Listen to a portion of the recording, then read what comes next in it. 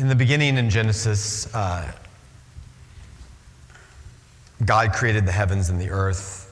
But in the beginning, Genesis describes the situation as chaotic, as darkness, as an empty void.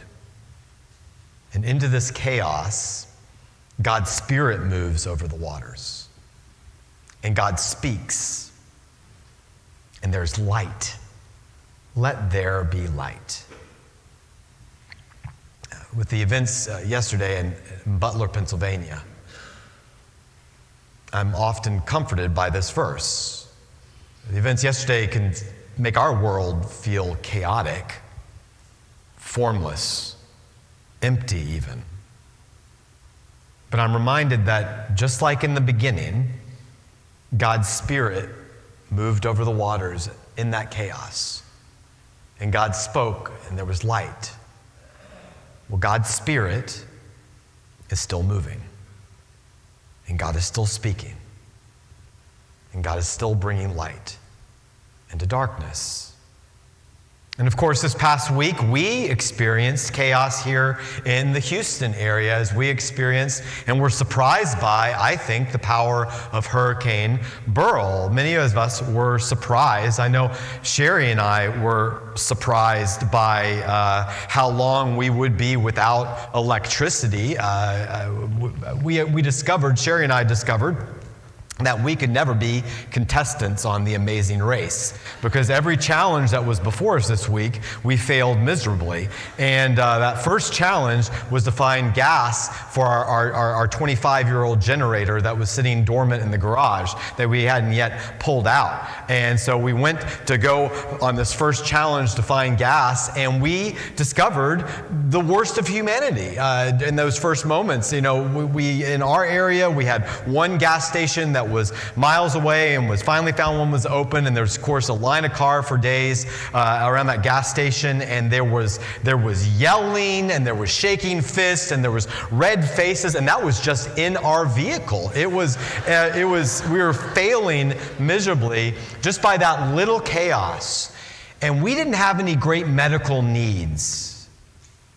You know, power being out for us, electricity being out for us was not a big catastrophic deal like it was for even some of you. We had large branches fall in our yard and block our driveway, but we didn't have a tree fall on our house like some of you did. You know, our challenges in the grand scheme of things were small, and yet even that little bit of chaos, even sleeping in a 82, 83 degree house, it was enough to shake us. And we really didn't experience, Sherry and I, that much like many of you did. During this series on the Psalms, we're reading the Psalms together. Some of us are going through 150 days, we hope, but also we're just focusing on the Psalms here in worship. We're pairing them with a hymn. And the hymn for the day is Great is Thy Faithfulness. And the author of this hymn went through many struggles in his life, and he wrote this hymn. And this hymn speaks that it's in God's character to be faithful to us. You know, it's great is Thy faithfulness, not great is my faithfulness. My faithfulness gets shaken even when the electricity goes out for a couple of days. But great is Thy faithfulness.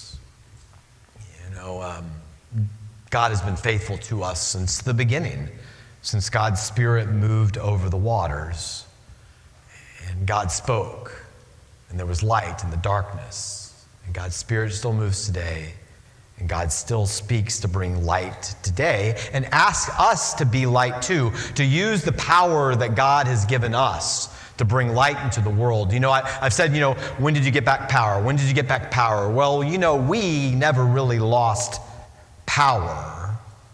We lost electricity. But God gives us power. Great is Thy faithfulness. It's how do we use that power? And I saw the best of humanity too this past week. I saw the best of humanity. I'm sure you did too. I saw neighbors helping neighbors, neighbors helping strangers. I saw everything from helping with yard cleanup to taking people into their homes, especially those who had great needs. I saw people use their power in a much different way than Herod in today's gospel story. Today's gospel, Mark chapter 6, the appointed text for today, for Herod himself had sent men who arrested John and bound him and put him in prison. As you heard read in this strange story, awful, tragic story full of violence for today, Herod, the king, did not like what John the Baptist was saying, how John the Baptist was standing up against something that was wrong. And so Herod had him put in prison and then beheaded. That's how Herod chose to use his power. But that's not how God calls us to use our power. And so that's why we partner with organizations like Acts of Wisdom that's bringing education to those most in need. And if some of you were present a couple of Sundays ago, you heard from Pastor Brad and our partner organization there. And today we're going to hear from Brian, and one of our members, of course, and part of Living Water International, who's led a trip to Guatemala with some of our members. And we're going to hear about how they use their power on behalf of us to bring light into Guatemala. So Brian, you can come forward, share a little bit about the trip.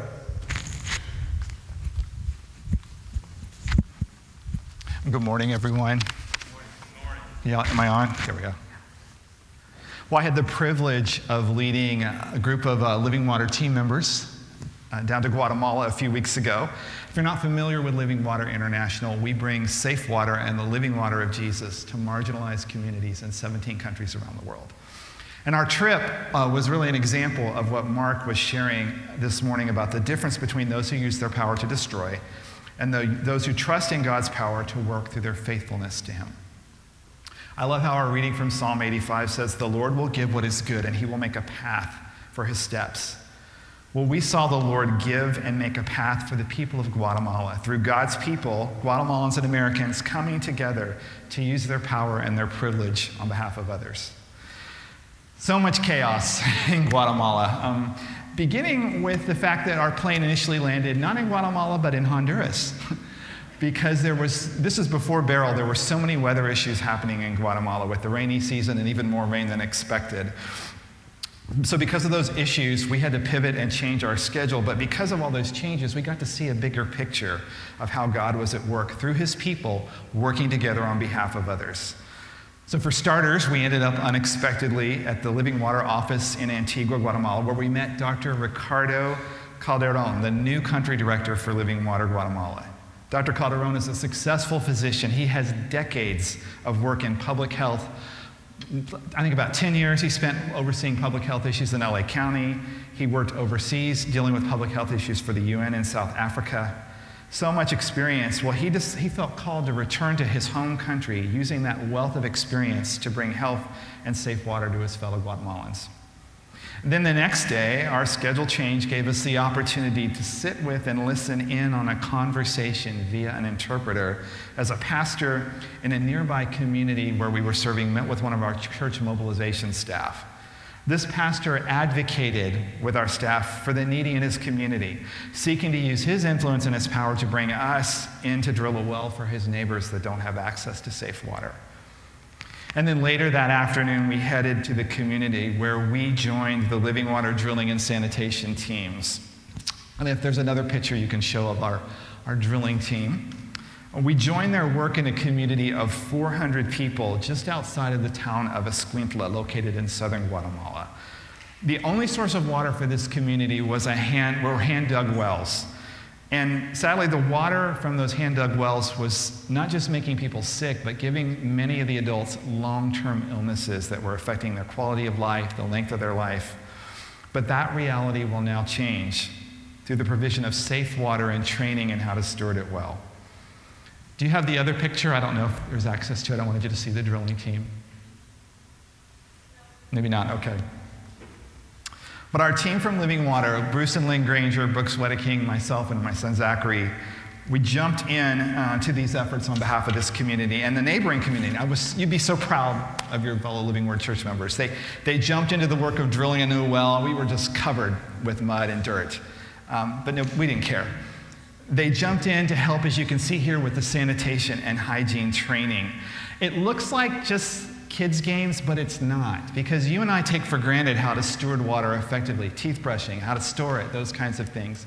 This is life-saving training for this community to know how to steward the water well. And I love how Brooks on the right was a little hesitant to jump into that. He said, I really wanted to focus more on the drilling, but he was like the Pied Piper with the kids. He just was great using his relational power to connect with these kids. And then Lynn Granger there holding up the model of the teeth as we talked about teeth brushing. And then Bruce and Lynn and Brooks went to a nearby community to help where we had drilled a well 3 years ago, and we maintained wells for 5 years before we turned them over to the community to maintain. So they got to help take that well apart and maintain it. And then the community members were there, and they jumped into the maintenance efforts. They were taking videos with their phones. They were asking questions. They were learning how to care for the well, because we were saying, look, you have power. We are entrusting and empowering you to steward this well after the first 5 years. You're going to learn how to do it, and you can take care of it for years to come. And then all of you jumped in as well, sharing from the financial resources of this church through your giving. So many great examples of people coming together, Guatemalans, Americans, locals and foreigners, doctors, pastors, church members, young and old, rich and poor, sharing their power, their expertise, their resources, and life experiences to bring light to darkness, to bring healing and wholeness in the midst of chaos, so that everyone has enough. Thank you for joining with us. And if you want to join us on a trip next year, let's talk.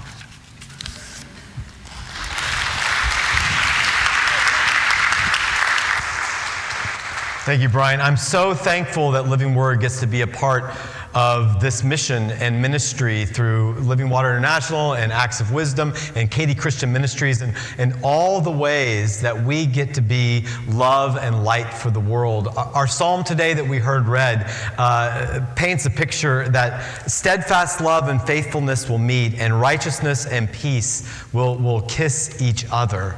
That this is the image of how God desires for us to use our power to show God's faithfulness, that we can be a part of a world where people are spiritually and physically fed and nourished and have shelter from the storm, that we use our power to create order and beauty amidst the chaos, to bring light into people's darkness.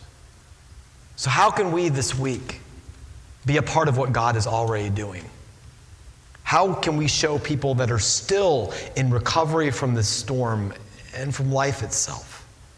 How can we bring God's faithfulness through us into people, what people are experiencing? How can we let God work through us in such a way that we are light in their darkness? Amen.